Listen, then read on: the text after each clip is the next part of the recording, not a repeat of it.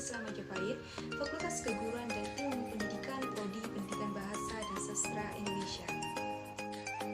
Pada kali ini saya akan membahas terkait teori belajar bahasa, yaitu multiple intelligence dan sosial. Mari kita simak sama-sama. Di sini saya akan membahas pengertian multiple intelligence, yaitu menurut istilah, intelijensi atau kecerdasan bukanlah sesuatu yang baru bagi seorang pendidik.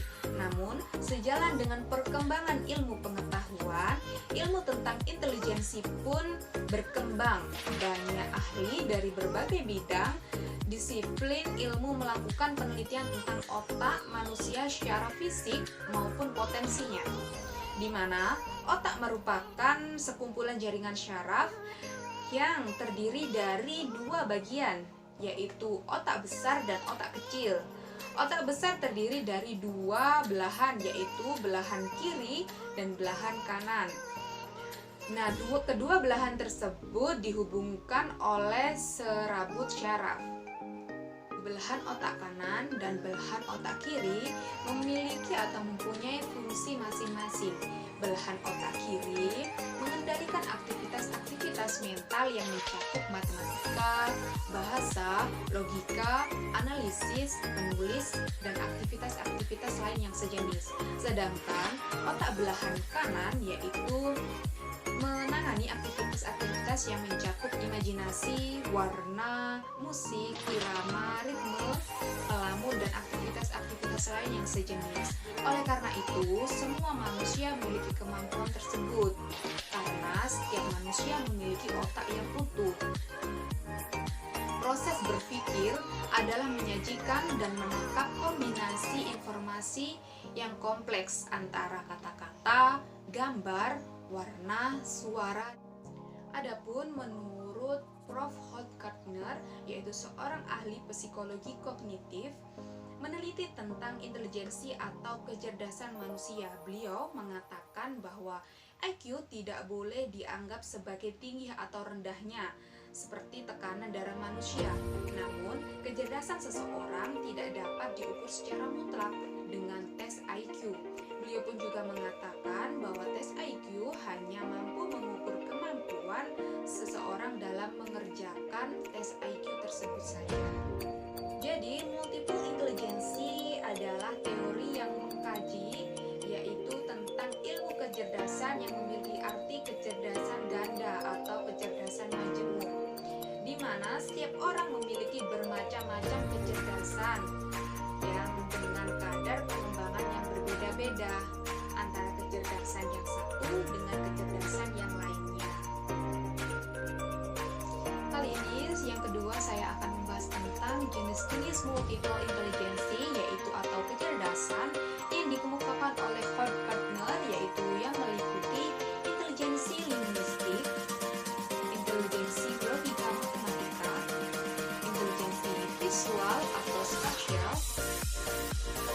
intelijensi gerak tubuh, intelijensi musikal, intelijensi interpersonal, intelijensi naturalis, dan intelijensi intrapersonal.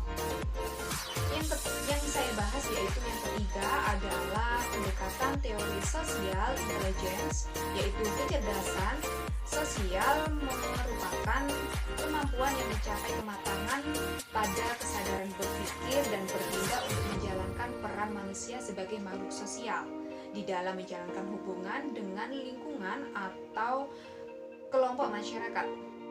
Kesadaran sosial sangat berperan penting atau berperan besar dalam kehidupan karena untuk menunjang kehidupan bermasyarakat. Adapun menurut Albert Pratt, yaitu model sosial intelijensi meliputi yang pertama yaitu kesadaran situasional, yang kedua adalah kehadiran, yang ketiga adalah keaslian, yang keempat adalah kejelasan, dan yang terakhir atau yang kelima adalah empati. Masih tentang kesadaran sosial, di sini juga memiliki arti yaitu kecerdasan yang dimiliki oleh semua orang. Kecerdasan juga kemampuan seseorang untuk peka terhadap perasaan orang lain.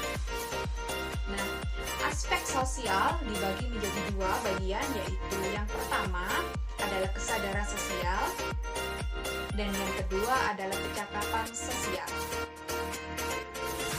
Nah, kita bahas yang pertama dulu, yaitu tentang kesadaran sosial.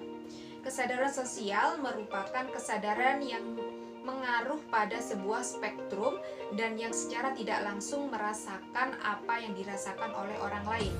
Spektrum kesadaran sosial yaitu meliputi yang pertama adalah empati dan yang kedua adalah penyesuaian atau adaptasi.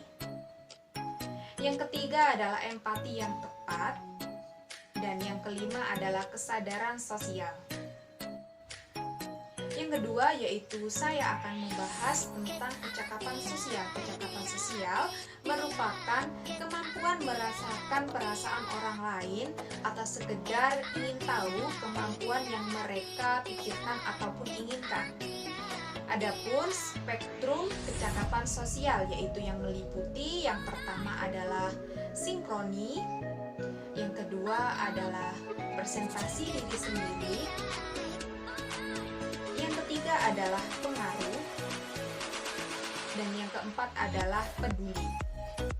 Nah, yang terakhir yang kita bahas pada kali ini adalah faktor yang mempengaruhi kecerdasan sosial, yaitu yang meliputi keluarga, ekonomi, teknologi, pembawaan, dan lain-lain.